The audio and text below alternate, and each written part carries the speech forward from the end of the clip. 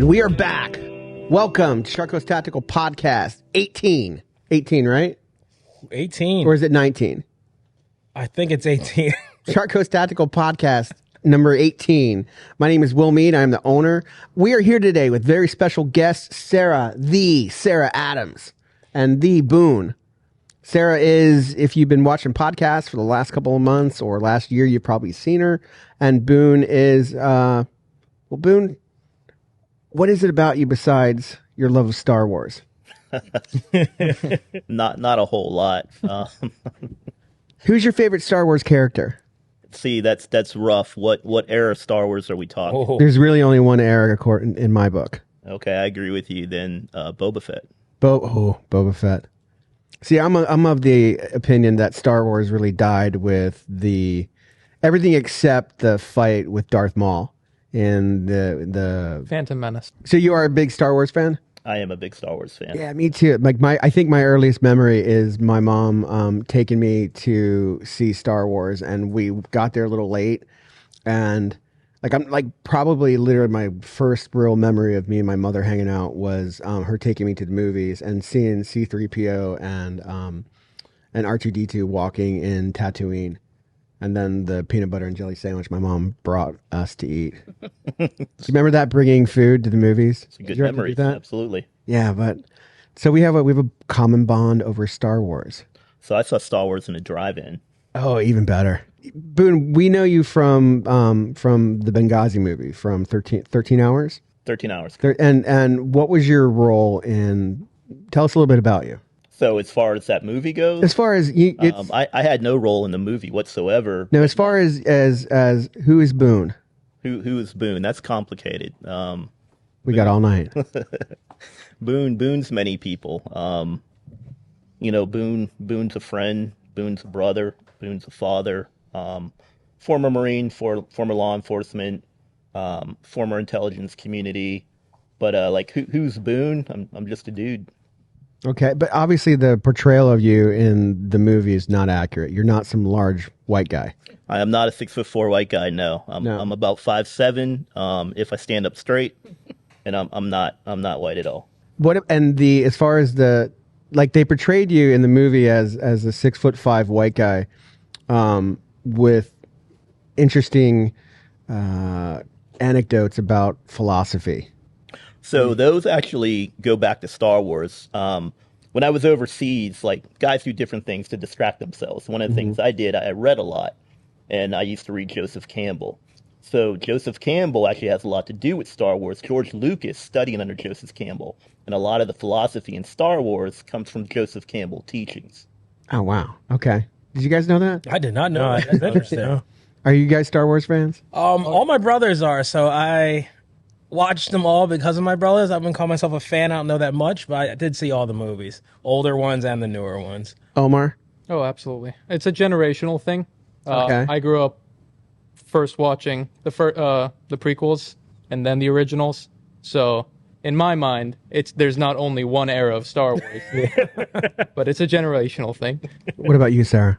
Yeah, I love Star Wars. Okay. I was a Luke Skywalker girl, and I realized now that I'm an adult, I should have been a Han Solo girl, but that's how it happens. Absolutely. Who's your favorite character in Star Wars, Omar? He already called Boba. I'm going to go Jango then. I love the Mandalorians. Luke? Chewbacca, definitely. Really? Yeah. He rules. I like Darth Maul. I thought he was great. I like Insidious Crumb. I don't. Who was that? Say I don't know all. That's that little thing running around, fucking Jabba the Hutt. Oh, okay. At people and shit. Right, that guy. That thing was great. It was fucking awesome. So Boon, the portrayal of how did you end up in Benghazi?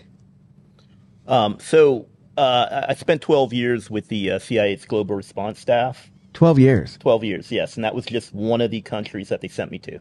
So it just happened to be my rotation to go to that AO. Was it like the 12 years in? Was it one of the last ones you're going to be doing before you got out? Like 12 years seems like a long time. No. You just happened to be there. Just happened to be there. And then how did you become the foremost expert on Benghazi and expert on on terrorism nowadays? I mean, I didn't really choose to become the expert, and I don't actually always like the term expert, right? Because I probably could go to Benghazi and meet someone on the street that knows 1,000 times more than me.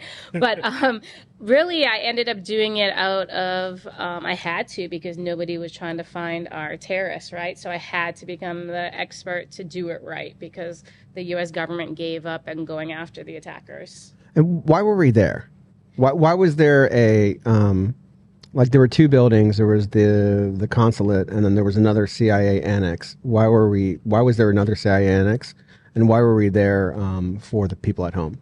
Yeah, I mean, it's very simple. I mean, CIA is in locations all over the world to collect intelligence. You know, sometimes you're co-located like with embassy officials, and sometimes you aren't. It's usually just to do with the properties you got. We were actually going to be co-locating and being on the same compound. It just hadn't happened yet, but we were actually shopping around at the time to co-locate. Okay. Were you on the ground in Benghazi too? Yeah, I left the day of the attacks. Oh, wow. So both buildings, one building is total CIA, and the other building is the consulate, right? Yeah, the State Department. The State the Department. Building. Yep. And they're geographically about a half mile away. They're not on the same compound. correct, yeah. And you left that day. Correct. Why? Benghazi's become like such a I remember when I first got in, when I first started my relationship with my wife, it was such a hot topic with her, and it's such a hot topic with Americans, and it still is. Why do you think that? I mean, I think it's the fact that, you know, one of American ideals is you don't leave anyone behind, right? I think we all kind of feel that way. And then I feel a lot of Americans felt, why did nobody go in to help them? Why did they have to get themselves out? And then, you know, what we tell people, it wasn't even that we got ourselves out. The one force that came to assist was Gaddafi loyalists, right? So Right. It's the man we went in and helped overthrow. It was his people who got us out. And it kind of makes you wonder, right? Right. You know, we sometimes, we make all these bad guys, but then sometimes we also are the bad guys. So why didn't they help us? I mean, I think it was, a mix of things, right? One was the fact the U.S. military actually made the assumption it was going to be a long-term hostage situation, and they planned that way, vice like an ongoing terrorist attack, right? Another thing that happened is about 4 hours into the attacks, there was this random Facebook post that there was going to be an attack on the U.S. Embassy in Tripoli.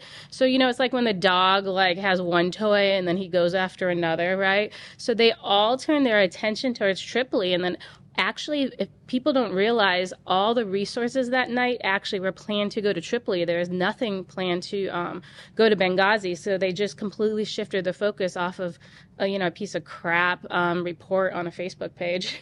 And just left everybody there. Yeah. Has there ever been accountability with the government? Was there ever, inquiries and congressional stuff that they do where, Well, there was maybe 7 congressional investigations, but none of them held anybody's feet to the fire. Nobody was held accountable. So nobody got fired, nobody lost a pension.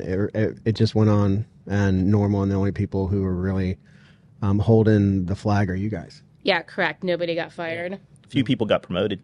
Yes, How do you do that? exactly. The U.S. government, we have very low standards. But so now, because I've seen, I think all of us have seen a number of the podcasts with you in it. How have you become the kind of expert on terrorism nowadays? I'm not really sure I'm the expert on terrorism nowadays. I think a lot of people aren't working terrorism, so it's refreshing why? to hear about it. The U.S. government kind of wants to put terrorism in the rearview mirror. Even our press is sick of reporting on terrorism for over 20 years, right? They don't want to write about it. So there's so few people talking about it that you end up being one of the lone voices. And that makes you an expert. Apparently, but I don't Apparently. really use expertise. But Well- I spend a lot of time, obviously, still tracking down terrorist networks because we're still actively going after our attackers. Well, it's so the podcast that I've seen you in when Sarah came to a book signing event, and our gunsmith, the famous Nate knows Boon, and Nate said, "Hey, do you want them to come do a book signing here?"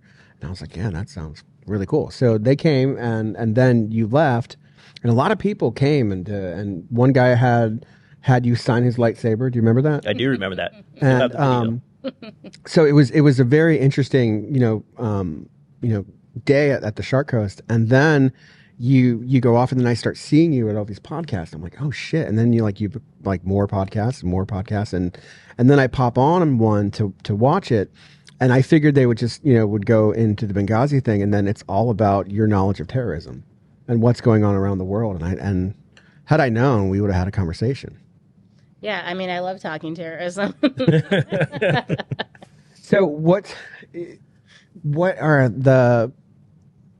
can we expect with the open borders that we've had for 4 years in the United States? Yeah, actually, on our drive down here today, Boone and I were just talking about this. Like, the Judiciary Committee put out a report today, actually, about all the criminals and terrorists and whatnot that have gotten over the border. And I think it said 1.7 million nefarious individuals have come over in the last few years. And I think what does that mean? It was people, criminal records, and actually it had a number of terrorists. And they said they know of 386 terrorists that came in, and that's just the ones they know of. Can you imagine what ones they don't know? Any idea can you get a guess on the actual number? So they know 380. Well, how many people is that really? Yeah, well, 3,000? Yeah, well, we assume at least just from Afghanistan, at least 1,500 came targeted and sent by a terrorist group, and that's just from Afghanistan. ISIS also has a lot of travel coming into the United States. They leave from, some leave from Afghanistan, but they mostly leave from India, Iran, and Turkey, and then some actually from Africa come to the United States. So we don't even have an estimate of the number of actually ISIS that has come in. So, okay. So you as a expert in the field, you and your colleagues believe that there's as many as 1,500 just sent from Afghanistan alone. Correct. Yes. In the United States right now. Well, I think the number's a lot higher, but I think Al Qaeda sent 1,500. Al-Qaeda. But if you say every terrorist group from Afghanistan, we could get to pretty high numbers. And how many terrorist groups are in Afghanistan right now? There's about 25. 25. Whoa. I can't even name 25. Yeah, that's what I was just thinking. I can name 3. I can name there's ISIS, Boko Haram, Al-Qaeda, Hezbollah, Hamas. You're pretty good at this. And so I'm missing 17. Yeah, and Hamas alone trained at 7 different terrorist camps in Afghanistan. So 7. There's a lot of camps, by the way, as well.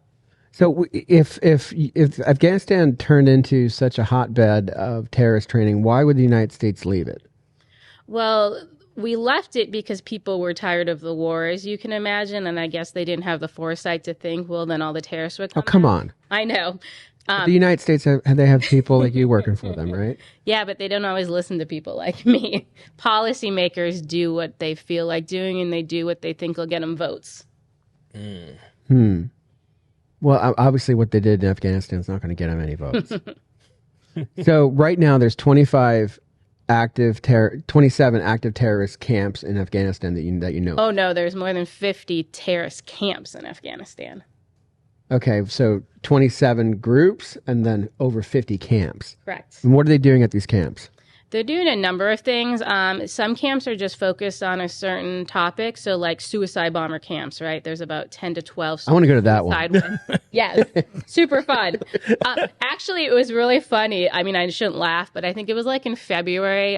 There's this terrorist group out of Uzbekistan. It's called the Islamic Movement of Uzbekistan. And they actually have a suicide bomber training camp. And it blew up. And everybody was like, well, people thought it was sabotage at first. ISIS blew them up. But no, just some idiot in the camp blew up the camp, right? So sometimes that happens, so it is a good thing. God bless. Yes. Another really popular camp, and then this is the one the Hamas attackers went through, is they have advanced urban warfare. That's kind of the elite training you can get in Afghanistan. Advanced urban warfare. Yeah. Okay. They're probably testing out those new night vision devices. Oh, yeah, they have a lot of great equipment. Are there camps here in the U.S.? I always heard rumors. I mean, there's a lot of rumors about that. I at least know Al-Qaeda has decided all the training is going to occur in Afghanistan. And it's mostly because, as you can imagine, when they did the flight training here, there were people who did report, right? This is strange. And so Al-Qaeda doesn't want to have that problem again where you say, hey, there's a guy here training. It's a very odd. They don't want to take that risk again. Oh, okay. Yeah. So back to the interesting point. You said that you guys think that they've sent at least 15. Al-Qaeda alone has sent at least 1,500 people here in the United States. Correct. What do they plan on doing with them? They have a 2025 multi-coordinated, multi-city plot to avenge the death of Osama bin Laden. What? Okay, so I've watched you on podcasts. I've never heard that. Could you explain that more?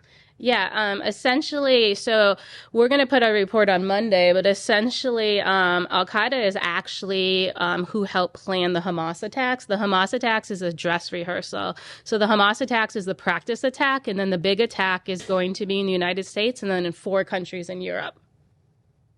Okay. You guys want to go home and load magazines? Yeah. Yes. That's what I'm thinking. I hope a lot of people come into your shop and stock up. It would be smart. Really? Wow. Yes. What's the time frame? All we know is that the attack was planned for 2025. I mean, I think instead of super bad, we should call you Spooky Sarah. I do scare a lot of people, Fucking but it's not scary, my Sarah. intention. I just want people to be aware so they can prepare. Yeah. Be aware. So, and all prepare. right, back up. I'm sorry. You said that it was actually Al-Qaeda directing Hamas into the October 7th attacks. Well, what happened is there's multiple groups involved in the plotting. So it was Al-Qaeda, the Afghan Taliban, the Iranian Revolutionary Guard Corps, and then obviously Hamas was the operational element on the ground. And are all those the same branch of Islam? No, actually, over time, basically, Hamas and Iran have grown into kind of the camp Al-Qaeda's in. And a lot of this actually really happened. I mean, it's been happening for a long time. We actually even just saw it in the Libyan revolution, it was 2011. But they really all came together in the Syria fight. That's when a lot of groups started coalescing. You would even see like guys fighting with Al-Qaeda, and then a few months later they're fighting with ISIS, and then a few months after they're fighting with Al-Qaeda. And so I really think it was the brotherhoods from fighting in Syria that has brought us to this evolution we're at today. So, okay, there is an active plot that's real for Al-Qaeda and its operatives to do a October 7th style attack in the United States and 4 other European countries. Yes, that's correct. And organizations that you are part of are going to issue a report on it on Monday. No, Monday is actually Boon and I's personal investigation into the plotting and training that happened in advance of the October 7th Hamas attacks. Okay. But it's a lot of the same individuals, as you can imagine, who are also planning our homeland attack. Did they get any inspiration from the Tet Offensive attacks and General Giap of Vietnam? Well, we haven't seen any evidence of that. I doubt it. It's possible, but I don't think so. Yeah, it reminded me so much of the Tet Offensive, October 7th. You know what I mean? And that was all planned by Giap. And to me it looked like the same thing. And then right when I saw it, I was like, "Ooh, they're going to do that in the United States." And but I thought it would happen a while ago. Why hasn't it happened so far? They want the election to be. Do they even care about the election? Yeah, I haven't seen anything about them discussing the election. The thing is, it takes time to train properly. Like I said, they needed to train everybody in Afghanistan, and they actually have done a more standardized training. So over the years, Al-Qaeda's had a bunch of failed bombing plots, right? Like the underwear bomber is a really good example. Who was the underwear bomber? It was basically a Christmas Day plot out of Detroit, and he really didn't do his bomb correctly. It would have been very unfortunate if it had gone off correctly. Was it the wrong underwear? Yeah. It was tighty whities instead of bikini briefs. Yeah, so they had a lot of things like that happen, as you can imagine. So they want to make sure everyone's properly trained, but they're done. So they've completed the training of all the homeland attackers, and then, as you can imagine, then they have to get them here, right, through Mostly they're shooting for legal immigration, but if they need to, illegal immigration. So the training's done and they've already been forward deployed. So a large number of them are already here in the United States. They made it successfully, and none of them, from what we know so far, were caught. None. Zero. What about the guy they caught on video saying, you don't know my name, but you will know my name? Yeah, I mean, Who's that guy? I don't know exactly. I mean, there were some guesses in the press. He's clearly from one of the stands, right? In Uzbekistan, Tajikistan, from how he speaks. Kakistan? What? Kakistan? Yeah, sure, Kakistan. So, yeah, he's friends with Borat. So, yeah, that guy makes me nervous, right? When you watch a guy in that video and he has that kind of confidence, he's somebody very senior within some sort of group. Maybe it's not a terrorist group. He could have also been senior, in a military and intelligence agency, but he definitely had an idea, it seemed like a negative view of America, but he was coming in, right? And that's the people we should be worried the most about. It's alarming. And I mean, I thought about what the things you might say. I didn't think you were going to say there's going to be a planned attack by. Yeah. I mean, did you guys think she? No, this is like shocking. All of you have probably watched Sarah Adams' podcast, right? Yeah. She hasn't talked about this, right? No. No. Like I said, this is shocking me. No, it's so. Why would the United States have open borders after they left Afghanistan? They had to have, the United States had intelligence services had to be notifying the president and notifying Congress about the possibilities of what Afghanistan would turn into. And when it turned into what it is now, they had to know, and they probably said something. Why haven't we done anything like close the borders? Actually, one of the problems is we lost 99% of intelligence collection in Afghanistan. So actually, we're not collecting most of this. So we're actually relying on the Taliban for intelligence collection in Afghanistan, and they're providing misinformation to the U.S. government. So your intel came from the Taliban? Or The U.S. government's intel came from the Taliban. My intel's better. Okay. Hell yeah. Well, I mean, you would, but why would the United States, so if there's terrorist organizations and we have open borders, then you would think the United States would say, let's close our borders. Let's do something.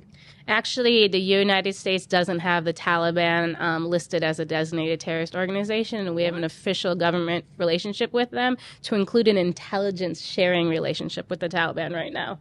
Seems really smart. Yeah, we should fire those people. Now, do you think that, so has terrorism as a whole, has it grown more positive under the Biden administration versus what it was during the Trump administration? I think terrorism's grown probably 30-fold in the last few years under the Biden administration. We've never seen a growth this large, except maybe right after the onset of the Iraq war that led obviously huge numbers to be recruited into terrorist groups. But the fall of Kabul likely led more. And then the success of the Hamas attacks have kind of put recruitment, off the charts. And why do they hate us? They mostly hate us because they don't want us on what they call Muslim lands. They don't want the West, in places like Palestine. They don't want us to have embassies in places like Saudi Arabia. They want us to not be anywhere within these boundaries. Sad. I know, we're pretty awesome to be around, I think. And we have pizza. And football. Exactly. Right? Luke, Sarah is a Packers fan. That's sad. I mean, How was it sad? they're not that good anymore. I mean, I feel bad for Lions fans. They've had a tough life. we're getting better. Yeah. We are. They say that my dad has been saying that his whole life, and he's in his 60s now. So I like the optimism. How did you get the name Superbad? Actually, Boon came up with that, so you'll have to ask him. Okay. So we won't disclose exactly what she did, but she was really good at her job. So we gave her the title Superbad. What was her job? As a former targeter. I'll let her explain what targeters do, but they basically put bad guys on the X. I was just always good at maybe being a little more gray and not exactly following the rules, but making it happen anyway. Her philosophy is that you ask forgiveness, not permission, and it resulted in a lot of good operations downrange. And good operations downrange means bad guys dying? Dying and or being captured and or recruited. Preferably dying. I'm not some killer, so there's a lot of terrorist interest in me right now, and I'm a peace-loving American that is not trying to hurt you. Does that ever worry you? Like all the intel, that do you ever worry about your safety with terrorists? Yes, I have a lot of interest in me from the Taliban, and they're very aggressive about it. It's probably the hair. Yeah, totally. Like that blonde No, hair. it's you can see my face, right? I mean, they don't want women's faces to be seen. They don't want to hear our voices, right? So I am like probably the worst thing that they could be up against because they don't want women to even be present in the world. Something she actually does in her pastime is she actively trolls the Taliban on social media. Do you really? Yeah, I even have one guy I call my boyfriend. His name is Wakil. Hi, Wakil. So how do you troll the Taliban? You go on their X page? Like, tell us. Yeah, I just, make comments. I've already told them I'm coming to visit during Christmas. And, just kind of poke at them. Do they get mad about this whole Christmas thing? No, they didn't really care about the Christmas thing. They get mad that they think I'm still a CIA agent and they say I'm not invited into their country. I really wish their people would stop leaking to me then because it seems like they want me there. So, how do you make national security non-political? Like, how do we get everybody on the same page as far as terrorism and as keeping the United States safe? Yeah, this has been a very difficult thing, When I first went into the CIA, I didn't feel there was a lot of politicalization, but then I met a lot of people that said, oh, no, you didn't work Iraq, and there was. So I'm not saying it didn't exist. I didn't see it. But obviously with Benghazi, it came in full force, and we've only seen it get worse since then. So we really need, the politicians are the problem. So we need the good people who work in the intelligence community and in the military to push back, when they're influencing it. I don't know if you guys remember, but years ago there was a whole IG investigation to CENTCOM because CENTCOM was downplaying reporting on ISIS to appease then President Obama. So think of how dangerous that is, right? They are changing the facts on the ground about a terrorist group because it'll make the president happier. As you said, that doesn't do anything for our national security. And now the same thing's happening, with Afghanistan. We have people in Congress who think the Taliban's effectively taking out ISIS for us. They have no concept of these terrorist camps. I had a congressman last week that said, I didn't even know Americans are being held hostage in Afghanistan by the Taliban. So that's the kind of mess we're in. Hold on. So you had a congressman say, I didn't know that Americans were being held hostage in Afghanistan? Right. Yeah. And there's how many are there? So we have 3 Americans right now with blue passports held, and then we have a lot of Americans with green cards being held, like very large numbers. I'd say over 100. What's the difference between blue passport and green card? Blue passport, you're just your standard American citizen. The green card is you're kind of in the process, so you have a home here, right? And you're moving through the immigration process to become a U.S. citizen. So former Afghanis who were almost United States, who have a clear path to citizenship, a clear path to the United States. Yeah. Oh, and it could be, your parent was Afghan and then your other parent's American and they got married. There's some of those type of things too. But yeah, most of them are Afghans who moved here years ago and now are, as you can imagine, going through the process and they're going to become U.S. citizens and they're being tortured right now in Afghanistan. And how did you get into trolling? How did it happen? I feel like they started trolling me first, and at least so terrorists troll people. They do, and so my boyfriend Wakil called me and Sean Ryan infidels, and so I thought that was an opening to start flirting with him. So your boyfriend Wakil? Yes, Wakil's my Taliban boyfriend. Okay, so you have a boyfriend in the Taliban named Wakil. Yeah, on Twitter only. On Twitter only. So he's your Twitter boyfriend. Yes. He's the one that gets trolled most of the time. So there's an actual Taliban guy. His handle is Wakil, and he's your boyfriend, but you troll him. Yeah, I mean, I think his handle is like W.A., like Wakil's his first name. I guess A is his middle name, and then like it's like W.A. Mubaraz or something. I don't know. I mean, he's Taliban, but it's so funny because his profile picture, he's seriously wearing a mask, and it's not like a cool mask like you're a terrorist. It's like the freaking COVID mask. And is he based in Afghanistan? Yes, he is. Okay. Is he attractive? Can you tell? He's young, so I don't know if he'd be my type. But he's kind of like a media guy for the Taliban. So he walks behind the famous people and takes pictures of them. Really? The Taliban and Al Qaeda are actually very, very good at social media and social media influence. They're way better at it than we are. But the Taliban is the ugliest terrorist group. At least Libyans are some good-looking guys, but yeah, the Afghan Taliban are hideous, and they have facial hair that grows up their cheeks like they're almost like squirrels, and like it just keeps growing and like never stops. They look like Chaka from Land of the Lost. Yeah, it would have to go up another 4 inches for you to be a Taliban. Okay. So you said they're good at social media. Are they trying to actively recruit like Americans? Is like a homegrown terror attack, is that a possibility? Is that something that's, on the horizon maybe? Well, they actually have something called the Digital Talib, and it's like thousands and thousands of people that they have recruited that basically do propaganda and promotions, and then they back what they say online, and it makes you think, oh my gosh, the majority of, Afghans support them, but it's this huge movement. But we actually do have members of the Digital Talib in the United States. There's one in Miami that constantly harasses me, and he's also a member of the Haqqani Network's media arm, and unfortunately, our FBI is doing nothing about him. So we have a lot of these guys in this country. They don't even have to really recruit. A lot of what you're referring to also is more of an ISIS methodology, okay, where they encourage people to be inspired, pick up a knife, go get in the vehicle, ram into a large crowd. That's more of an ISIS tactic, okay, and they also do that online very well. Okay. Yeah, ISIS is like the bottom-up terrorist group, right? Like, hey, try to do something. And then Al-Qaeda is like, oh, we're going to plan an operation, and you better listen to us, you better be trained, and you better do your shit right. Right, okay. So can you explain the hierarchy of terrorists, like maybe the top 5? Like, who are they? Like people or groups? Groups. So the top 2 for sure are, Al-Qaeda and ISIS. And then I think really the next one. No, Wait, where did ISIS go? I thought we eradicated them in Syria.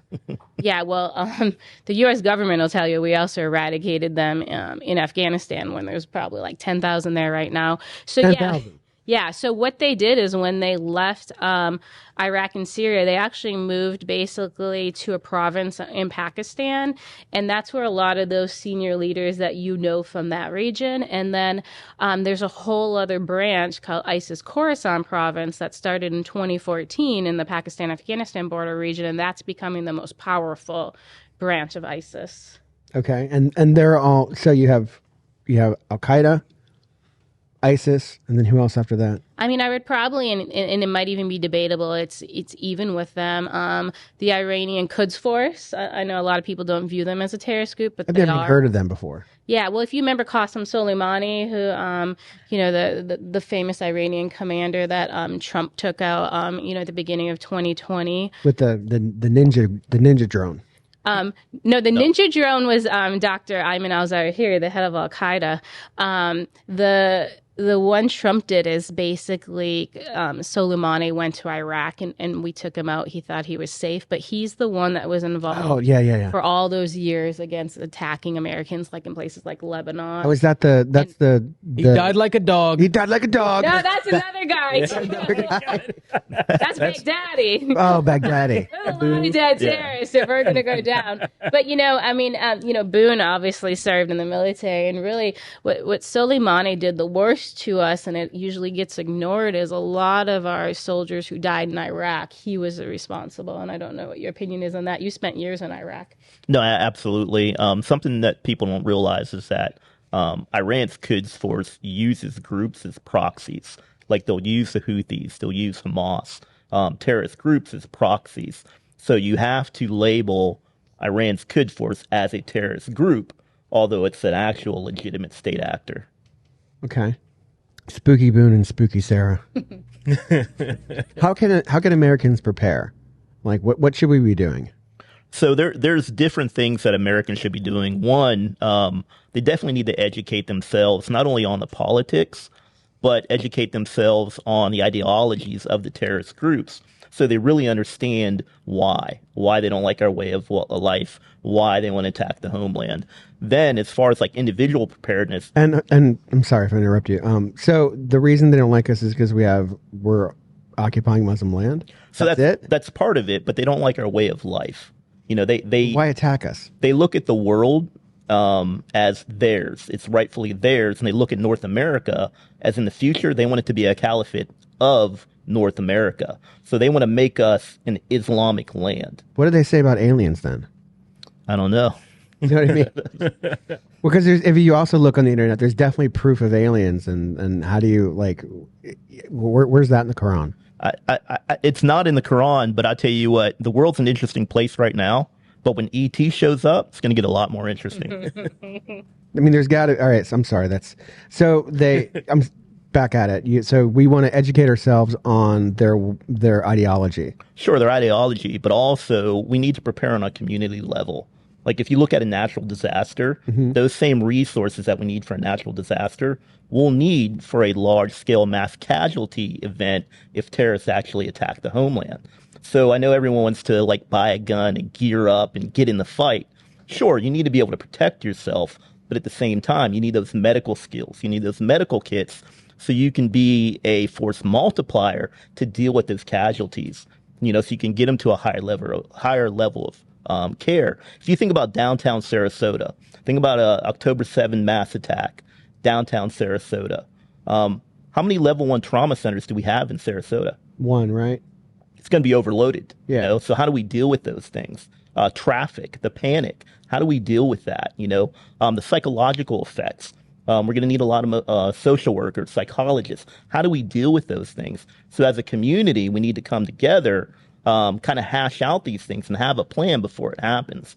On an individual level, though, we need to be aware, situationally, spatially, environmentally aware, have good comm plans with the people that we love so we can be accountable for them, and then have those real good medical skills so we can be force multipliers. Now, the very last thing would be the gun. You know, have something to where you can actually defend yourself, because law enforcement is going to be committed to stopping the attack. You're not going to be able to call them, hey, there's terrorists outside of my house. They're going to be dealing with these problems in other places. So you're responsible for protecting yourself and your family until the situation can be brought under control. So the old adage of you're the first and last line of defense. Absolutely. It's absolutely true. Yep. Yeah, And no we one's like- coming to help you. Yeah, Nobody's we like coming to to say help that. Yep. And if I know somebody with a lot of medical skills, go Shanghai them. Right. First thing you do, Shanghai the nearest nurse. That's probably not good for my wife. It was a male nurse. Don't Male nurse. Absolutely. She'll be fine with that. What's your recommendation on explaining this kind of stuff to children? Like, how do you explain to my 9-year-old that there's a whole continent of people out there that hate us? That's a very good question that I probably don't have a good answer for, because I think it will be an individual response depending on what your belief system is, how you run your household, what you want to expose your kids to at a certain time in their life.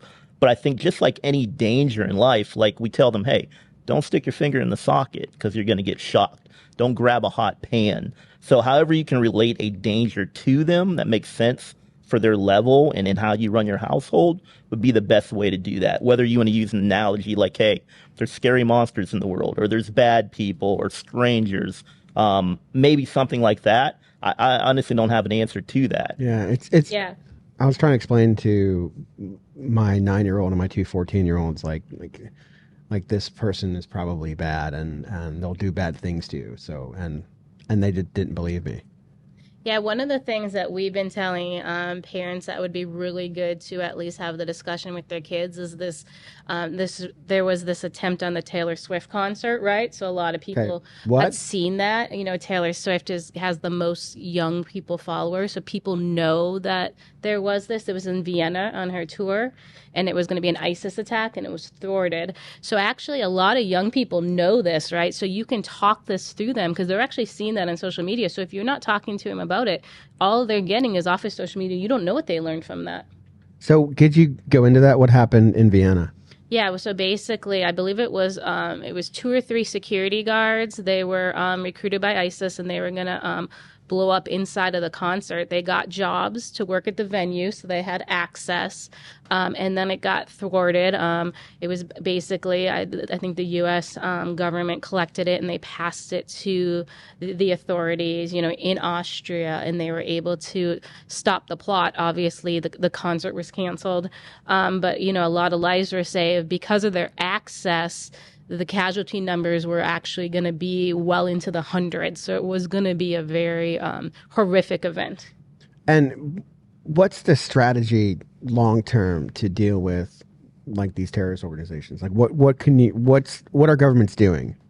Well, what's our government doing? The biggest way to counter this is to not let these people in your country, right? A lot of these people brought into these countries as immigrants, right? And terrorists actually utilize those pathways. They actually recruit people who they can get into countries. Remember when those Abbey Gate attack happened? The Abbey Gate attack happened. What a lot of people don't know is that attacker back in 2017 went to India as an engineering student as cover, and he was ISIS, and he was going to blow up either like the airport there or the mall.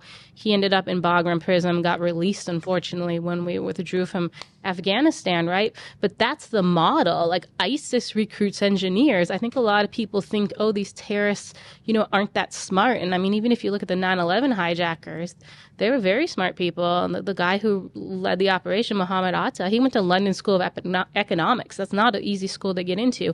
So I think we need to also realize that these are educated people, and the terrorists are using these immigration pipelines to bring these people into our countries. Now, make no mistake, we're not saying that, America shouldn't have immigrants. We're all immigrants, but we should do it the correct way, and everyone who comes in this country should be vetted very strictly.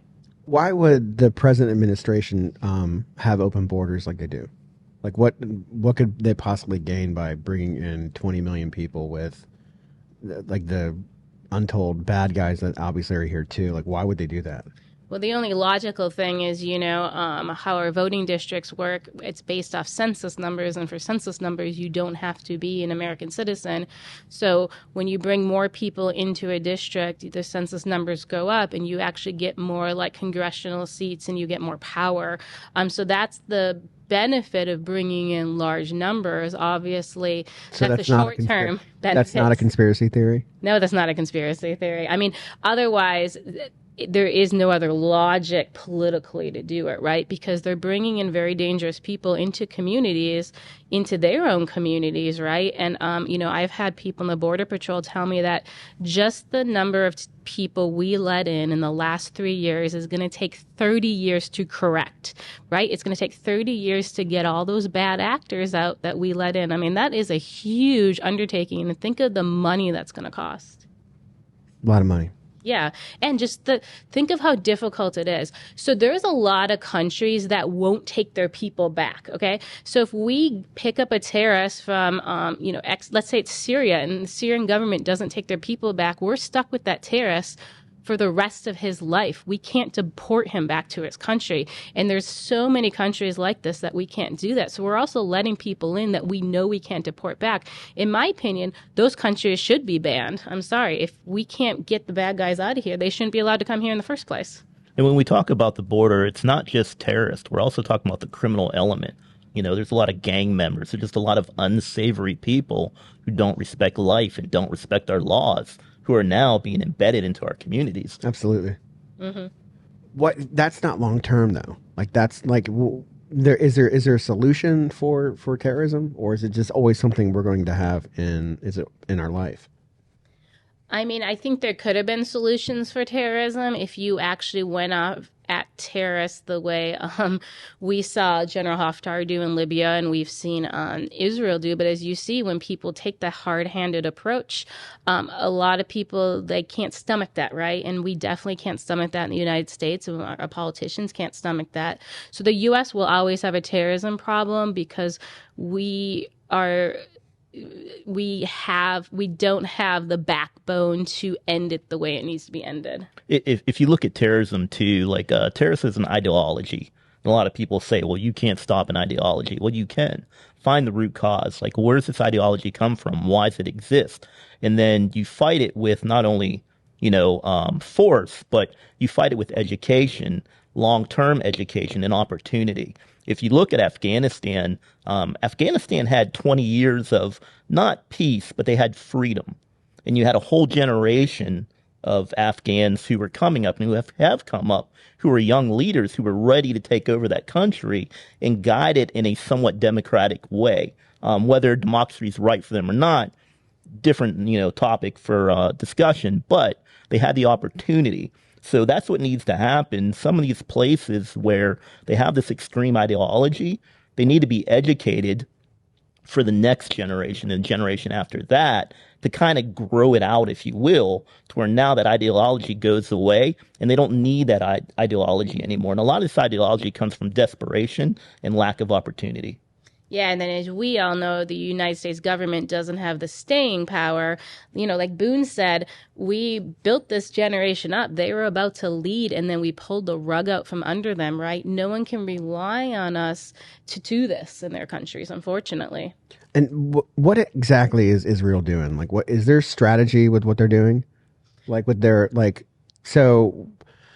course, the big Israel-Palestine debate, and it's tearing our country apart. At least that's the way it looks, via media. But what is Israel's strategy, and will it be effective?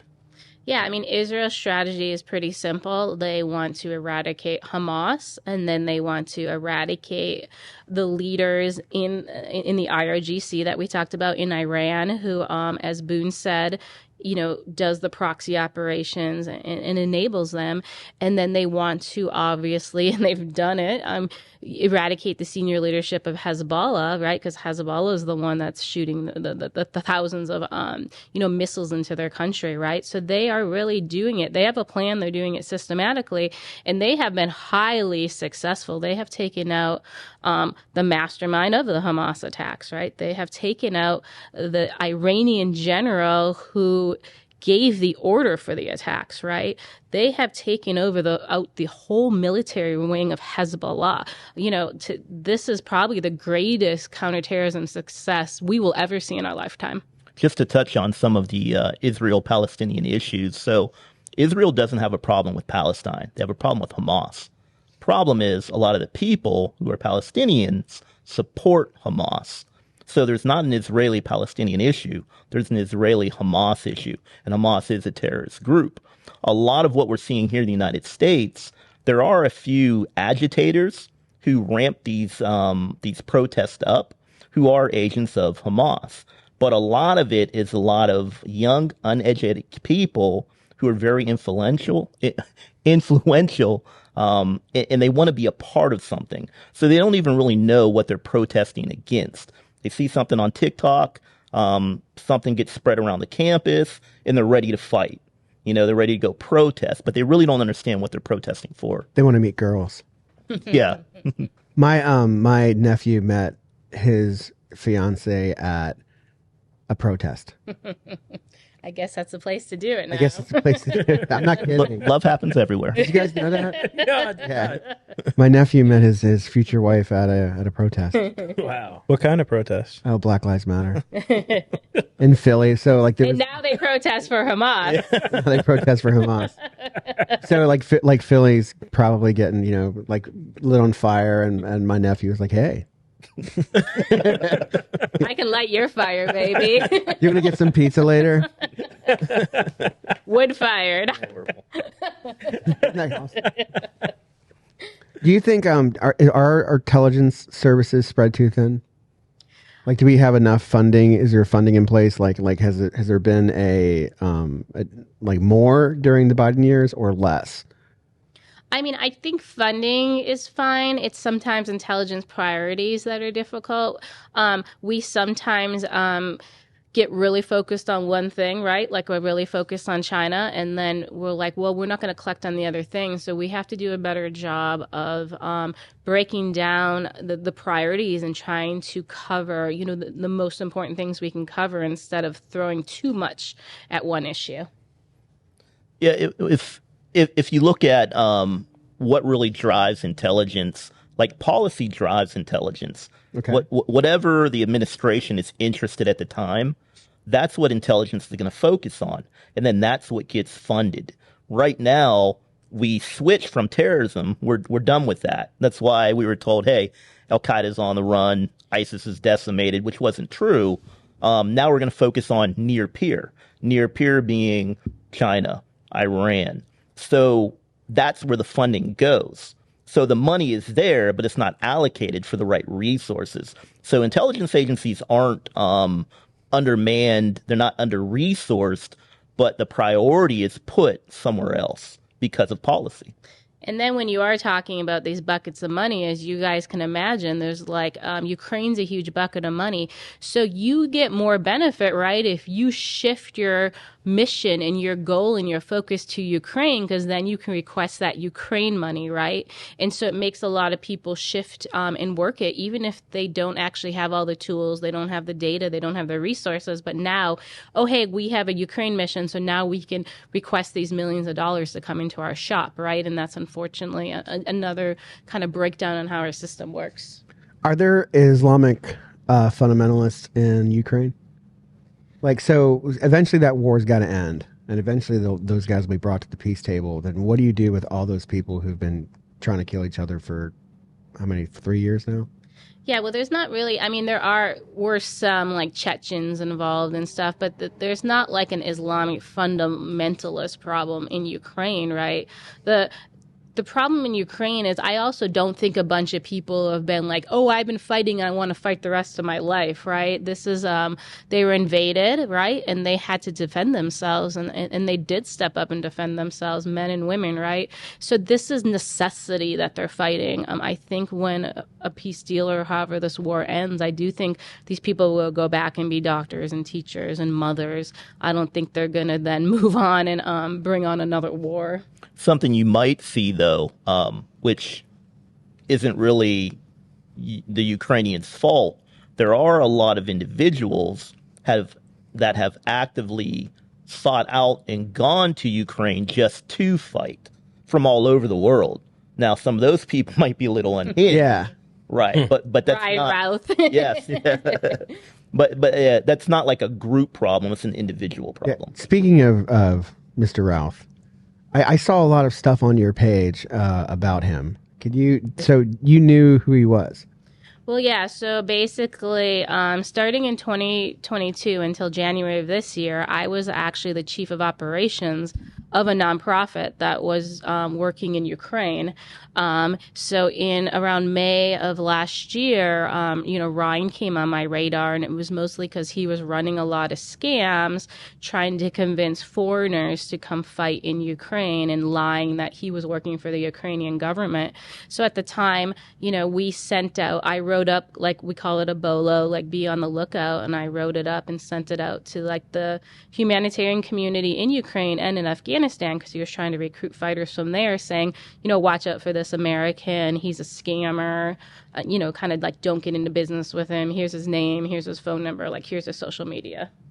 Like how he just looks like a crazy person. Like how did a crazy person with a legal record get into Ukraine? Well, the thing is first he has a record from a very long time ago. I'm not really sure that comes up in, obviously that's State Department's problem if they're giving people like felons or whomever passports. But the thing is like Boon said, a lot of people just stepped up and went and volunteered in Ukraine. He set up his own nonprofit and was actually like trying to fundraise off of it. And that's kind of where I think his funding came from, some unfortunate Americans who thought they were, helping some guy out who wanted to do good there, and they gave him some money. Well, one thing with Ruth that the media kind of pushes intentionally, which is wrong, he was never a fighter in Ukraine. He wasn't politically upset with Republicans or Democrats. The dude was a wackadoodle. Like he didn't fit in, he didn't belong. He wanted to do something. Even in Ukraine, the Legion wouldn't take him because he was so crazy. And the Legion's got some crazy wackadoodles over there. So if he was so whacked out that the Legion wouldn't take him, the dude had some loose screws. And to join the Legion, you actually do have to have some formal military training in your own country, which he obviously didn't have. So really what he did most of the time is there was a main square in Kiev and he would hang out in it all day, almost like an Occupy Wall Street guy. And he would put his phone number all over the place. And when new volunteers would come to town, he tried to be like the liaison and be like, hey, welcome to Ukraine. I'll link you up with groups. And all these groups were like, we don't even know this crazy guy, right? He doesn't work for us. So he was trying to insert himself and be involved in something, and everybody kind of tried to just stay away from him. That's like a damper on the. Everybody thinks he's a deep state operative. No. No, You guys saw his gun, right? we saw his gun. For this shop, I mean, come on. You really think someone at least wouldn't give him a nice firearm? His scope was taped on with electrical tape. We saw it. He didn't even use duct tape. Black tape. Yeah, we saw it. How probable are U.S. boots on the ground in Israel to help with their problems? I don't see that happening. Israel has not asked for that, and I don't see Israel even being the type that actually asks for assistance. So we not we, but the U.S. government plays with that term "boots on the ground," and it's kind of like a cop out. So it's like we have people in Ukraine, we have people in Israel. When we say boots on the ground, we don't have large conventional units in Israel. We've got a fleet floating around the Med and off the coast, but there have been U.S. boots on the ground in Israel for a while now. So when we say boots on the ground, no, we don't have large conventional forces there. But the U.S. has a footprint, even a small, spooky one, anywhere we have interest. That's another damper on my parade. Spooky Boon. Spooky Sarah. A lot of shocking stuff coming A out. lot of shocking stuff. So Israel's goal is just complete eradication of Hezbollah and Hamas. And they're not going to stop until it's over. Well, their goal is to stop the threat against them. The threat against them obviously comes from these groups that those groups aren't going to stop, if that makes sense. So if you don't stop those groups, you never stop the threat. So then they have to be eradicated. Exactly, which I'm all for. But do you think those groups, I mean, you can't really, those groups are pretty much supported by Iran, right?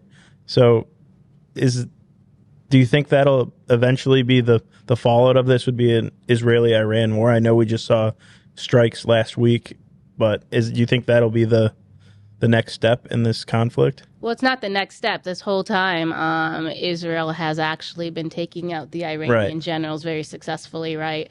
I think the next step isn't actually going to be an Israel-Iran war. I think it's going to be an internal Iran war where Israel took out enough generals, the Iranian people might finally have the spark they need to take down the Iranian regime, which we hope that they get that opportunity.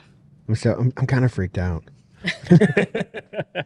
You mean, so the what is the possibility of what's the consensus? Do we think that there's going to be lone wolf attacks in the United States, or do we have an idea of do you have this can happen, this can happen, this can happen? Yes.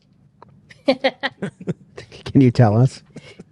Well, let me just tell you about a ploy which makes us realize there will be lone wolf attacks. So what Al-Qaeda is doing is they actually want law enforcement to focus on lone wolf attacks from ISIS, and they're actually taking Al-Qaeda terrorists, they're putting them through ISIS camps, and then they're sending them to the West to do this. So when law enforcement spends 95% of their time focusing on lone wolf attacks, they're going to miss Al-Qaeda's coordinated homeland attacks. So we're going to have both, because that's actually Al-Qaeda's objective, to spread us too thin so we miss their big attack. What about cyber attacks? So if you, like my wife, she spends all day doom scrolling Twitter and looking at conspiracies. So like the chemical plant blowing up, the cyber attacks that Bank of America just got the other day, the ship hitting the pylon. Are these possible terrorist attacks, or will we see stuff like that? Or Like the derailment of trains everywhere. Right. So not everything is a conspiracy, although we like to. Can you say that again for Lori at home? You Say that get me in again trouble here. Say it again. Say, Lori, not everything is a conspiracy. And also to all of our Instagram followers, not everything's a conspiracy. But we are under constant cyber attacks from state actors. China attacks us all the time. Some of them don't really affect everyday life for your average American. Some do, but the possibility is there. Was the ship hitting the bridge a terrorist attack? No, it was just incompetence, in a series of comical errors. But could something like that happen? Absolutely, it could. Drones are scary. Yeah. Prevalence of them in Like, how does they are. Absolutely. how does Trump protect himself from drones? How does anybody protect themselves from drones? Yeah, I think drones is kind of the drone wars are the future, right? I know Al Qaeda actually has a camp right now. When you talk about those camps, they have one camp solely there's the focused drone on camp. drones. There is, it's focused on weaponizing drones, and then it's focused on suicide drones, right? So even the terrorists know. I mean, everybody's learned this from Ukraine, right? Because it's not just how effective, and it actually started before. There's a conflict between Armenia and Azerbaijan, and it was actually a drone war not that long ago. What was that, like 4 or 5 years ago? And that's where it started. Ukraine took it to a whole nother level, right? And that's when even the terrorists realized, wow, this is such a cost-effective way to impact things, right? And then even with the Hamas attacks, it wasn't exactly drones, but they had that air campaign, right? And it was very successful, right? So yeah, the terrorists and just nation states, right? Iran is innovating on drones, right, at a very high level, right, because they're the ones equipping Russia in the Ukraine war, right? So this is going to be the future of warfare. Now, with Trump, it's not just drones. When we talk about the threats against him, the threats against him aren't crazy people like Routh, right? Like, and the Iranian government has an active plot, against Donald Trump, and actually the mastermind of that plot was involved in the Hamas attacks, right? So he does have. Was he killed by Israel? No. No, he's still alive, but we might have found some info that could maybe put him on the X. But anyway, so because obviously he might also kill people in our country, so we're very concerned with him. So yeah, so the Trump threat is on a different level, right? He is being actively targeted by a nation state who does have the resources to be successful. Okay, so when you see Trump talk about Iran has a plot against me, it's true. 100%. And like I said, we know the mastermind. His name is Mohammad Kazemi. And there's people in country. So there is, according to the FBI, I don't know if you saw it in February, they actually put out an announcement, right, that there's an assassin. He first went to Venezuela and got some sort of Venezuelan paperwork. He is Iranian but speaks Spanish, and they think he used that paperwork to come either legally or illegally into the United States. They put out the worst photo ever. It looks like one of those Sims. We even made fun of it on our Instagram. It looks like a Sim. So I don't know how they couldn't find a better photo of this assassin, but that's just one example, right? But that's probably not the only example. There's an active Iranian plot against Trump. There is at least 1,500 Al Qaeda people in country. The police are spread too thin by looking at like what do we do? Like it seems like there's no hope. Well, I don't want to make it worse for you, but there's also yes, there's more. Oh, no. There's more. There's also a group of terrorists who aren't on anyone's radar or watch list. Well, they're on our radar, but they're not on a watch list, so they can actually book a flight on Qatar, fly here legally, and we wouldn't know because they're not on a watch list. Yeah, not every terrorist is watch listed, which I think a lot of Americans don't understand. Like 90% of our Benghazi attackers were never watch listed. Wow. They can come and show up at me and Boon's house if they feel like it. So there's people can probably be here and no one even, it doesn't, yeah. And they don't have to sneak across the border. Yeah, but we don't enforce some of it either. So we have the Haqqani network listed as a terrorist group, but for the last 3 years, the U.S. government has allowed members of the Haqqani network into the United States because they say, well, now we have a relationship with the Taliban, so we're not going to enforce the terrorist designation on the Haqqani network. So I don't even know how many Haqqani network members came to the United States, but it should be really concerning if you don't know this.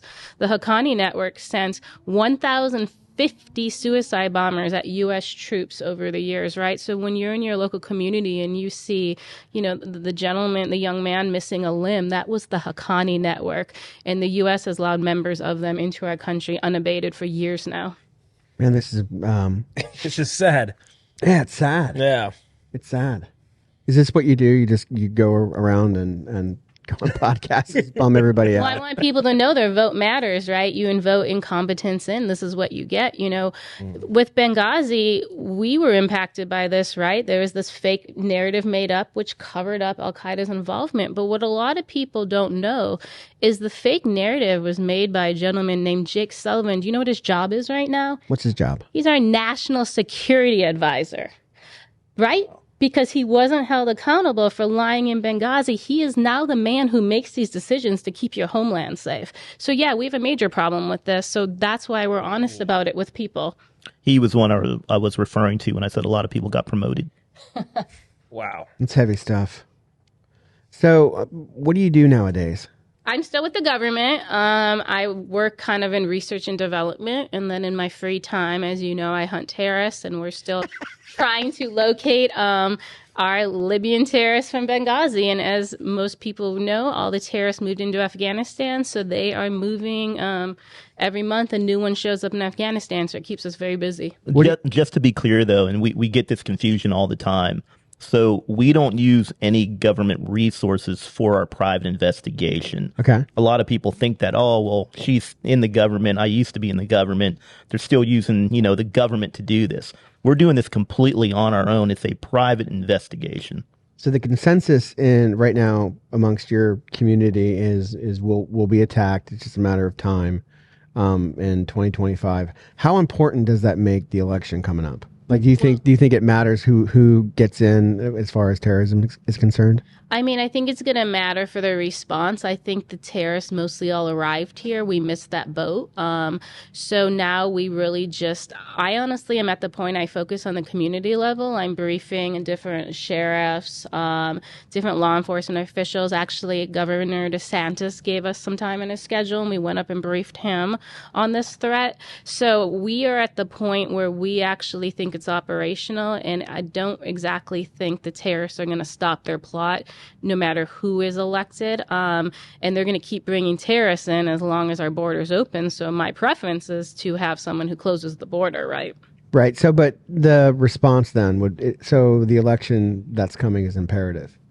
Yeah, exactly. Because the one thing is Al-Qaeda has been planting information in with our government. So when their attack goes off, it's actually going to be blamed on ISIS. So we don't go after Al-Qaeda. It's the exact same thing that happened in Benghazi. They blamed it on a group called Ansar al-Shari Benghazi. We never went after Al-Qaeda.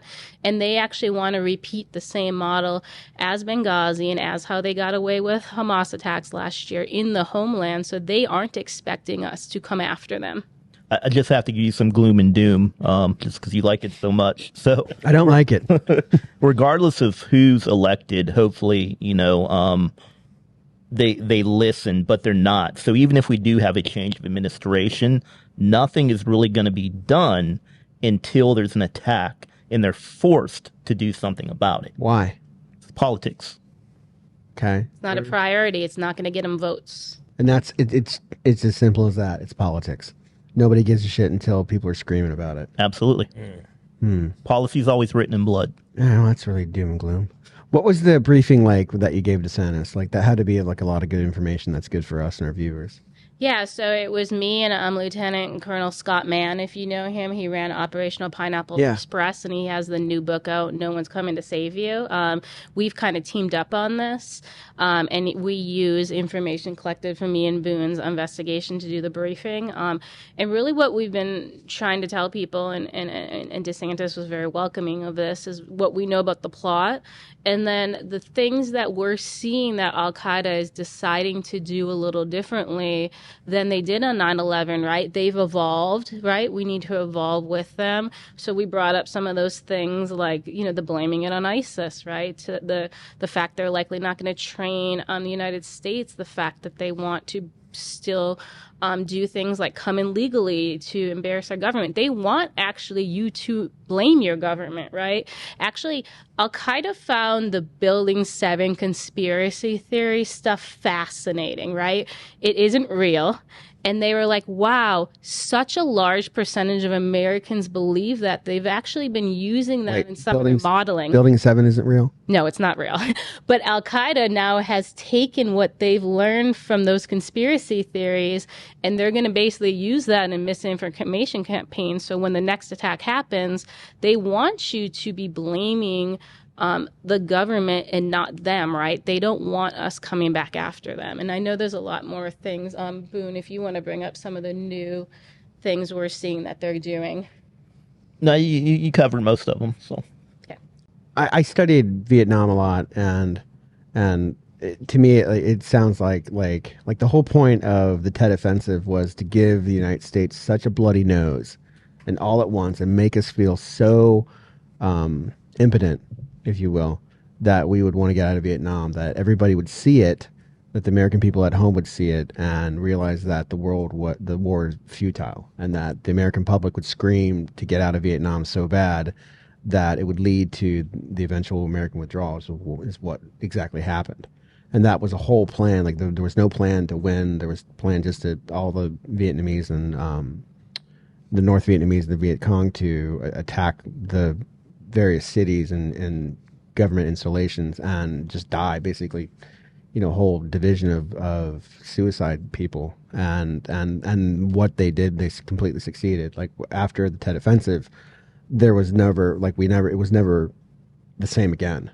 And that's why I saw, and I figured, how could you get America out of the Middle East? And you would do that, how you just punch us in the face so bad, give us such a beating that the American public would scream, let's just get out of it. Yeah, that's our plan, actually. That's what Al-Qaeda does.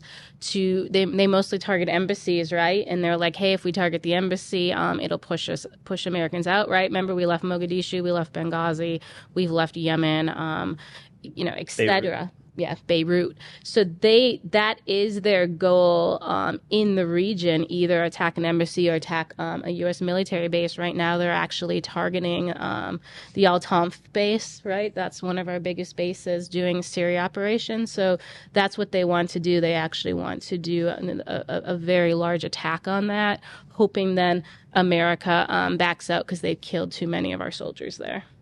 Your advice is that there is something coming. And it's just not a matter of if, it's a matter of when. 2025 is the intel that you guys have. It's a coordinated attack that they have actually encouraged lone wolf attacks to take away from the coordinated attack. We know definitely that there's at least 1,500 people in country right now who may or may not be a part of it. Your advice is to prepare for it. Preparing on the community level, where knowing medical skills, infrastructure of individual towns, the psychology behind it, and trauma it might create, and then finally arming. But having, it sounds like, a decent plan, and having a support group of people, a community, like me and Omar and Luke and Dean can all. And all our buddies, we can all lean on each other if something like that happens. Absolutely. If you move to a new house, who do you call? Your friend with the truck, right? Right. Yeah. Exactly. Well, those are your friends right there with the trucks. But now your truck, the The euphemism for the truck is now a firearm, medical skills, food, shelter, whatever it is. So yeah, on the community level, you have your groups. It's easier if you're religious and you have your church community. It's the same thing. And you don't have to be religious. It's just an example of community where everyone comes together and helps each other. Your neighborhood watch, knowing who your neighbors are, having that plan. Like, this is a gun store. You guys like guns. I assume you guys probably train together, right?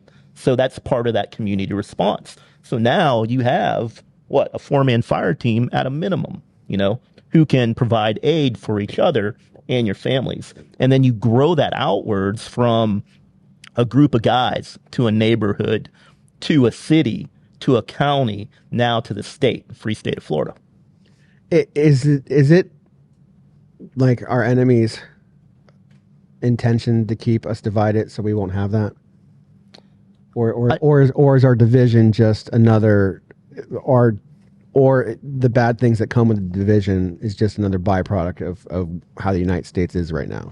I think it's multiple things. So yes, obviously, like using terrorism as a tool has several different goals. One of them is to discredit and doubt the government, doubt the security forces, make people feel that they're not safe. Their government can't protect them.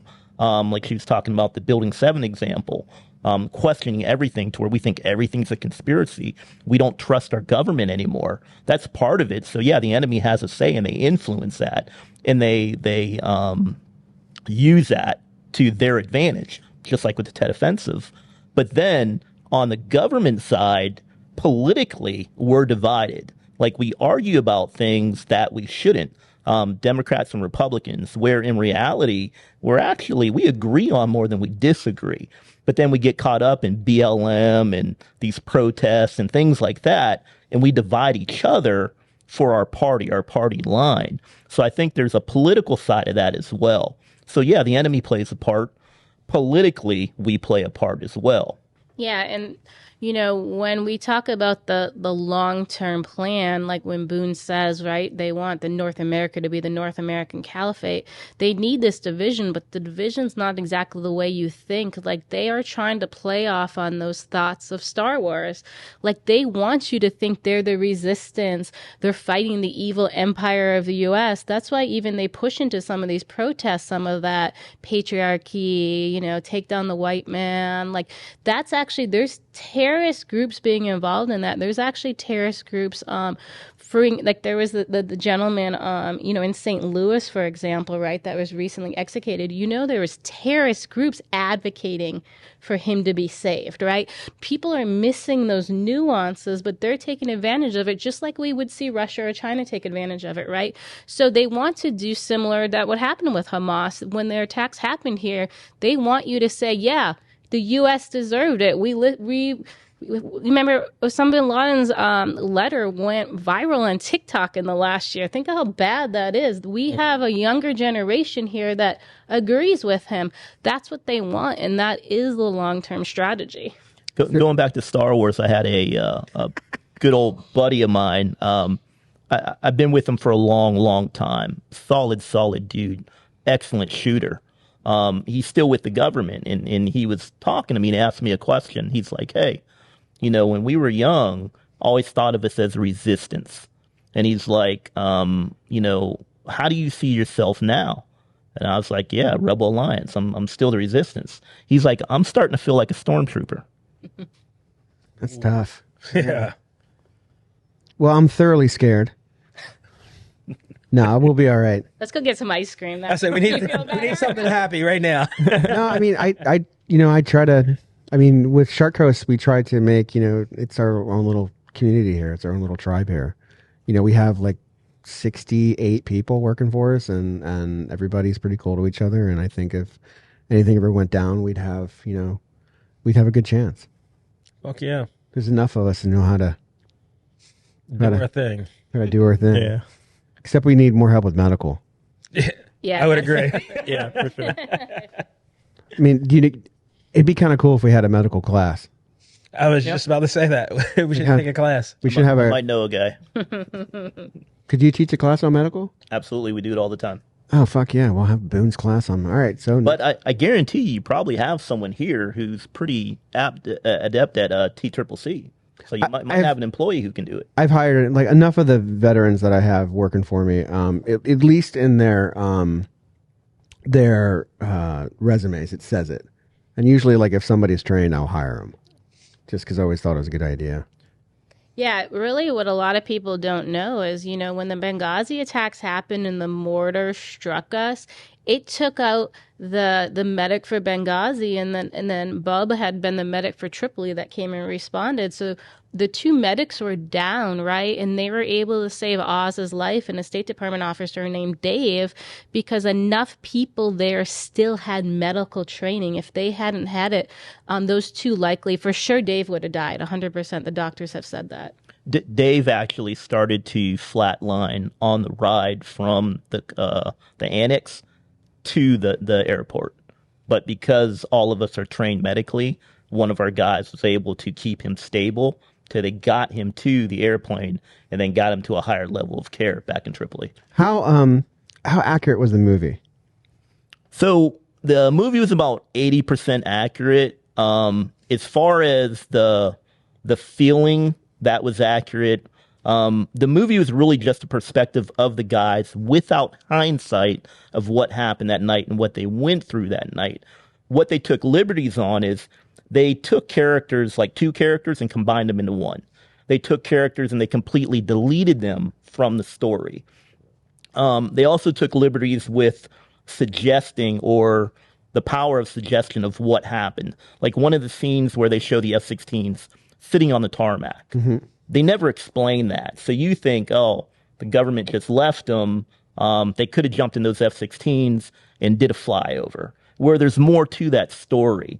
So it's a very incomplete story, if you will. That's why reading the books and the select committee report, which Sarah did, is so important. So you have the totality of the circumstances.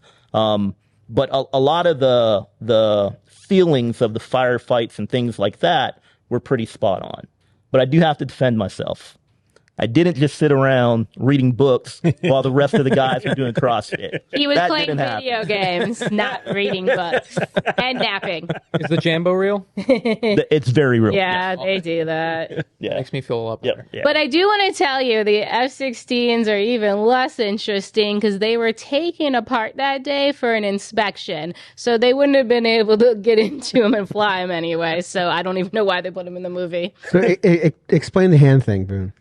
So the Jumbo, and there's two Jumbo. there's two roots to it. It's like an old surfer thing, but it's also something they do in Africa. It's kind of like a hang loose. Everything's good. Kind of like if you scuba dive, the thumbs up. And they do the hang loose in Africa. Yes, exactly. Right. Well, in that part of Africa. Okay. So it's something that Tonto did a lot when we rolled up to a checkpoint, just to get a vibe of how the guys were. Because checkpoints were always different. There was no uniformity. It could be one militia group. Next day it was another militia group. So he would throw that at them to kind of get the vibe of how they're feeling, whether they were friendly, aggressive, and they would either smile, throw it back, and we knew, okay, these dudes are cool. It's going to be chill getting through this checkpoint. So that's kind of where it came from us. But it's something that Tonto does everywhere. Yeah, and then so the night of the attacks, when that force pulled up that were the Gaddafi loyalists, obviously the guys on the roofs had never seen these people, right? They were an underground unit, military intelligence unit, right? So Tonto threw it out, right, just to see, the feel, and that's when they got the positive view. But remember, they're rolling up, and these guys don't know if, oh my gosh, this is a whole nother wave. So that happened. That did happen, yeah. That was right after the hand thing at the end. That happened. Yes, right after the mortar attacks, we see a large force rolling in, and that's when Tonto's talking to me like, "Hey, if this isn't a friendly force, we're going to have to go to ground, and it's going to get really ugly." So we were preparing for that. So as they got closer, when they could actually see us, because we're on night vision goggles, and the sun's just starting to come up. It's still pretty dark. So once he threw that up and they responded, we didn't drop our posture, but we no longer treated them as if they were an enemy force. We're like, hey, these are good guys. They're going to help us out. Wow. That's cool. And actually, we tried to contact this force for a long time. And finally, somebody told me, Sarah, they want to be underground for a reason. We wanted to actually thank them. But yeah, so they stayed underground and they went on to do great things in their own country and to defeat terrorism. And, we were just lucky they stepped up for us that night. And they never go into that in the movie, right? Like they never address who those people are. No, they don't. And even in the book at the time, again, we didn't have hindsight. In the book, we even thought they were someone different than who they were. Right. Sarah's actually the one who found out who they actually were and let us know. How do you find out all these things, Sarah? Well, that one we actually found out in real time. It was just one of those random situations. There's a case officer at the CIA, and we actually put this in the Benghazi report under Trey Gowdy's committee, so you could read this if you wanted to as well. But he called this police officer who was just north of our annex that always worked it, and he called and said, "Hey, we need help. We need a rescue force." And the police officer said, "Have you not seen the police? I don't have a vehicle, and I still don't have a gun issued to me." He goes, "But I have a cousin." And so his cousin was the commander of this unit, just ironically. And so he called his cousin, and his cousin said, "Yeah, I'll send some guys." And it was obviously a huge force that came, and and we were very lucky. And it was because, right, he spent time and talked to that police officer and had made that relationship ahead of time, not planning for this, right? But you sometimes need those people, right? They become your people. Wow. Going back to the medical thing, the Stop the Bleed course is free pretty much everywhere. I think North American Rescue does it. Yeah, actually, if you contact your local community college and or your local fire rescue, they may also do it for free. Everybody should do that. Absolutely. Well, we should we should do it here. We should do it here and offer it free. And then get the whole community in here learn how to learn a medical. Yeah. Like everybody who comes, they just offer it free, and if they want to get paid, I'll pay them. You know what I mean? And have it here. Offer pizza. There you go. Pizza. There you go. Offer pizza and maybe ice cream later. So that I'm not a smart business guy, but that's actually a good idea for you to expand recognition of your business, is to offer something like that. And you as a business owner is to help build that community we're talking about. So Shark Coast Tactical is now helping the community prepare for hopefully this attack that doesn't affect us. It's so scary. Yeah, I mean, I had no idea that you're going to drop something like that on. Is there a name for it? I mean, we call it Al-Qaeda's homeland plot, or we sometimes say the 2025 homeland plot. And then, there's a second plot, the one against Trump, the one we've already talked about. It's not a new one. And we always call that one the Soleimani plot, right? We don't know if it's just against Trump. It could be against multiple leaders. But that one's a pretty well-known and documented plot. Okay, so there's the Soleimani plot, which is real. There's the 2025 homeland plot. Are there any other plots you left out? Not on the homeland. Okay, where else? Well, remember I told you when they do the U.S. homeland plot, they have a mirrored plot for 4 countries in Europe. Like I told you. What 4 countries? I'm not entirely sure on all of them. I know Britain and France are 2 of them. And then, like I told you, there's a plot right now on the military base, Al-Tanf. And where's Al-Tanf? It's kind of like Syria, Jordan area. Is that the place that always gets attacked? Yeah, it's the place, we lost, unfortunately, the 3 people. And obviously it didn't come up into debates when they said we didn't lost people, which is very sad. Yeah, they've been having they've had a very large increase in attacks since the Hamas attacks. And they've really, so from January to now, it's been pretty tough, and they've had ongoing attacks. So, Boon, you said your friend feels like the stormtrooper. What's it like in y'all's community with comments like that in the debate? Like the first debate where he said that nobody's in harm's way. We just laugh at that nonsense because we know better. You just know that politicians are exactly Yes. yeah. If politicians are then is it just a higher calling? That people are involved with the government and the intel services? So yes and no. in any government service, especially when you talk about first responders, law enforcement, firefighters, military, even the medical industry, 90, and I'm just throwing this number out, but 95% of them are there for a higher calling because they care, because they want to help. There's that other percentage to where, hey, this is just a good job. It's secure, and I'm going to ride this out and get my pension. But when you talk about politics, unfortunately, you have a small group who thinks they can make a change and they want to serve. Then you have the larger portion of politics to where they are professional politicians. And a lot of them are actually groomed to be a politician at a young age, or they're politicians because their family members were politicians. So it's a small circle to where it's almost like an echo chamber, and we get a lot of the same. So we don't have people, let me rephrase that. It's not that we don't have people who actually care about what the American public wants. It's that a lot of them become career politicians, and they do what's required of them for their party or for them to benefit individually, if that makes sense. It makes sense. They're very good at gaslighting. Absolutely. Yes. Yep. And the other thing is like when he says it's the families in the echo chamber, because there's so much money behind these political campaigns, you are only going to be at the top of your ticket, right? If you can bring in the most money for your party. So the good people get weeded out, right? Because they want these well-known people that they know what they're dealing with, they know what they're going to get for them, right? So that go-getter in your community that you're like, wow, I hope they advance in the politics and do great things, they're going to get stunted because they can't play in that, in that field, and unfortunately. Got to be pro-establishment. Yep, sadly, it's a broken system, on both sides. I mean, the two-party system's destroying our country. And nowadays, Wait, what? The two-party system is destroying our country. Yeah, because all they do is fight with each other or undercut each other or reverse each other's policies, and we never make progress. What do you do? One party or multiple parties? I mean, I think we should have multiple parties. I think there needs to be some sort of change. I mean, there's people, like John Adams, for example, when he helped set up, right, this country of ours, he said this would be what happened with two parties, and he was right. They were right about a lot of things, right? We should be listening to what they were right about because, boy, they're consistently right again and again. So, we have allowed it to devolve into this.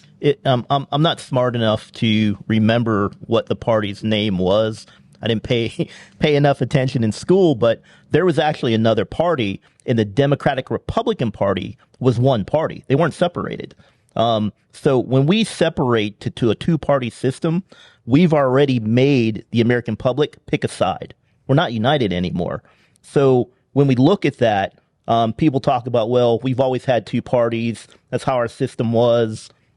You can add a third party, but it has to be a legitimate party. You can add multiple parties, but we really need to go back to being Americans and just vote on issues, not parties, if that makes sense. Yeah, and in the past, remember, there were times we had a president from one party and the vice president from another, right? Yeah. And, I would like to just try it. I mean, right, our system's so broken. I mean, let's try something new, right? And I think that's why Trump did so well in his first time around, and it surprised people, right? Because everybody wanted to see a change, and they're like, well, he's kind of a Democrat, he's kind of a Republican. He actually is, if you combine the two parties. And I think that was what people found fascinating about him, because the majority of Americans are middle of the road. No matter your party, most are moderates, right? And we want some part of moderate, and we don't get it other places like the Libertarian Party. Sure, I bet most of us on paper are libertarians, but they don't have good candidates. They had a guy who didn't know where Aleppo, Syria was, right?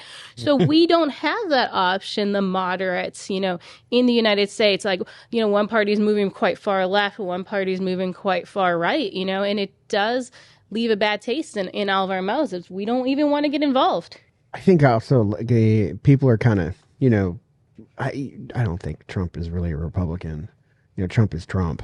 And I think that, like Tulsi Gabbard's not really Republican and she's not really Democrat. And I think that people want to change things. They just got to pick a party and then develop their own thought and then stick to it. Well, remember, Trump was a registered Democrat. Yeah. Yep. Well, we've gotten to a point now where you don't even have to talk about what it is that you're going to be doing. You just have to say, hey, this person is worse than I am. Vote for me because I'm not him. And you're not even talking about issues anymore. All you have to do is spend all your money on headlines that this person is this. Even if it's not true, it stays in the public memory. Oh, this person is a rapist. You just say it. And then now there's headlines about it. Yeah, like you had sex with a couch, right? That Exactly. was fake. But it was everywhere. And now people are just voting for you because you're not the rapist guy. Oh, that was completely a hoax. Well, you didn't hear that because that wasn't the headline. Absolutely. I think the first person I saw who did that was Rick Scott. Like Rick Scott came on the scene in Florida, and his whole campaign was weird. Like it was back when TV was big, and every commercial was about how his opponent sucked, and his opponent supported this, and it was just smear, and he won, and he just dumped all this money into commercials, and nobody knew who Rick Scott was, and he won the Florida. Probably very similar to what you're talking about. And it's very difficult now especially as my generation starts to get to a point where they're voting, because my generation doesn't read past the headline at all. Yeah. All it takes is for them to see one 30-second video on TikTok while they're scrolling, and that's permanently engraved into their head, and they're not going to do the research to figure out if it's false, if it's just a smear tactic or whatever it is. They just know, hey, this person on this website told me this person's bad. I'm going to be making a change. I'm going to be doing something good for my country by voting for the other side, when that's not what's happening at all. You just have to put something out there that's believable enough to where upon first glance you see it, and even if it's proven wrong a week later, nobody cares about the proven wrong a week later. And how do you guys feel about the election coming? Like it's less, what is it, 30 days?